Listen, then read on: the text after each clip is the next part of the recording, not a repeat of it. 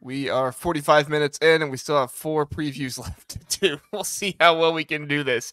Penn State at West Virginia. Penn State is favored by 8.5. This is the big noon kickoff on Saturday for us. James Franklin and Drew Allar, Neil Brown, Garrett Green. I think this is really interesting. These were the matchups last year, if I'm not mistaken. Right, guys? Garrett Green for West Virginia. So, I mean, this is going to be really interesting from what happened last year. Close game. Penn State obviously pulled ahead eventually, but West Virginia was a much better team, much more improved last year. James Franklin, you could argue his seat is hotter than Neil Brown's, and Neil Brown was about to be fired last year. So very interesting stuff here. Zach, we'll go to you first. Just give your general thoughts on the game, and then we'll come back to you and get your prediction after.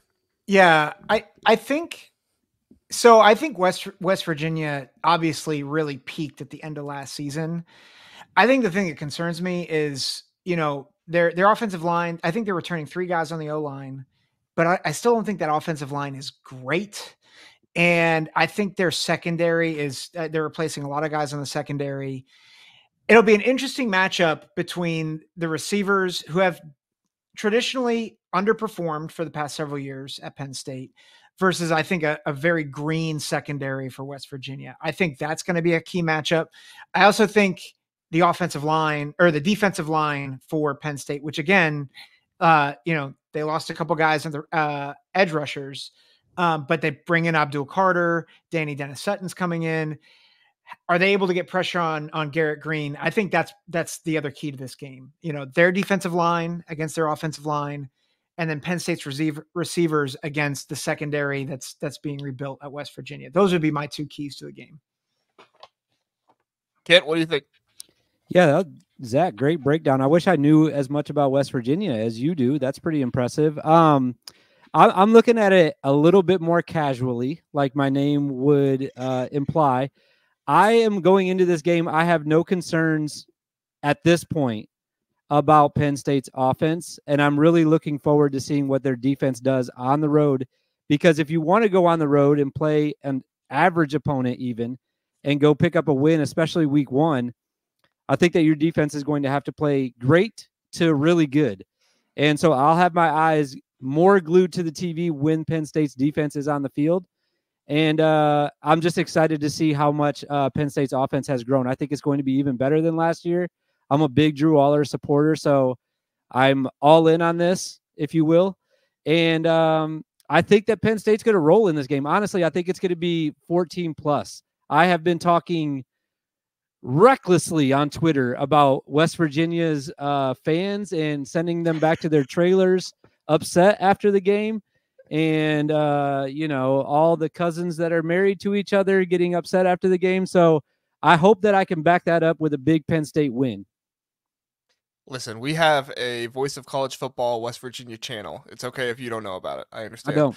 I don't. And the guy who leads it is exactly what you would think a West Virginia fan is, and I love it. He's just this older guy with a long white beard who kind of talks like this for a little bit. I mean, I like the guy. Don't get me wrong. I'm just saying, like, he is exactly what you would picture a West Virginia fan would look like. And honestly, I appreciate it because I don't want to know a West Virginia fan if he's not what a West Virginia fan would look like in my mind. But I think Penn State is going to have a fantastic defense again this year. I do have some questions about Abdul Carter moving to defensive end, if he can kind of be what some people are expecting him to be. I think he's an amazing athlete, and I think that he is going to at least figure it out at the end of the season and be one of the best defensive ends in the country. I just don't know if it's going to be an entire season type of thing, but even if he doesn't, I think those linebackers are really good. I think Dennis Sutton is very good. Zane Durant is in the middle of that defensive line as well. I do have some concerns for the corners. Kevin Winston Jr. is amazing back there at safety,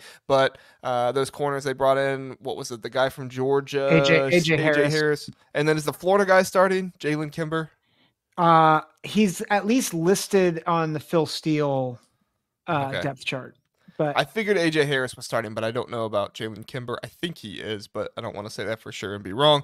But I do have some concerns about losing Keandre Lambert-Smith. For whatever reason, they let him walk. Sounds like Julian Fleming might not even start, so I don't know if that's like good news or bad news. Maybe Penn State just had that. Wait, really? Receivers. That's what the talk is that he could be the second string outside wide receiver or something like that. I don't know. Wow. We'll see. But I have been told in the comments section Julian Fleming might not start for Penn State, and I'm like, yeesh, that's Julian Fleming, anytime touchdown scorer. I'm betting it tonight as soon as I get off this. He's scoring. He's scoring against West Virginia. Calling it right now.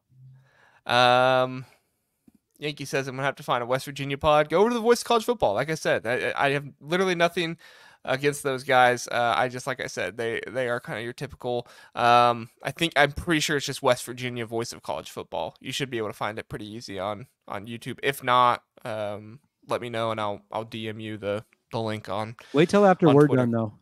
Yeah. I don't want to take time away from Kent and Zack. Okay, all right, got a lot of time here to be together.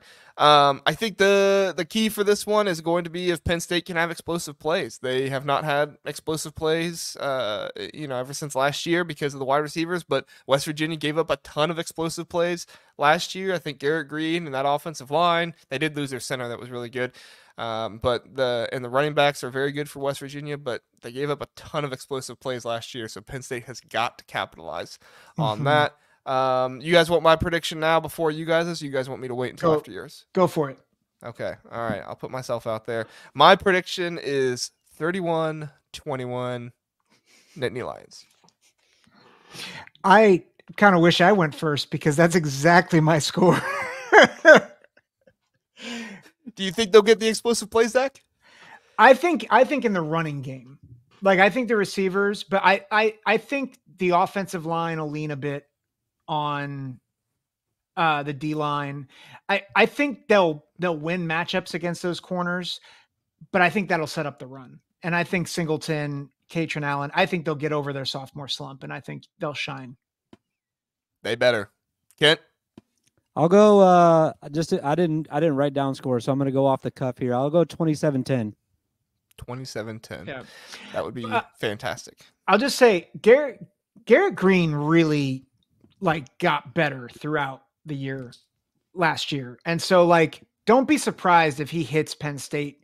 They're going to be better offensively than they were a year ago. Although, maybe it'll be 27-10 and I'll eat crow, but I'll just say, watch out for Garrett Green. He's a good quarterback.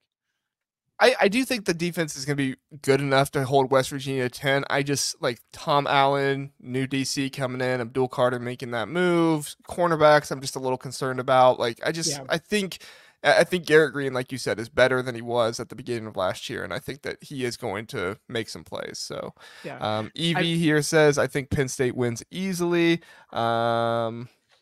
And I don't think we had anybody else commenting. Sorry, Zack, go ahead. I realized I said that right after Kent said 27-10. I'm like, that was not meant to be a shot at you. Oh, no, I didn't take it as one. I was like, oh, that wasn't a thought that we had about that. But I think there's certainly a pathway for that. So I think we all have them double-digit win.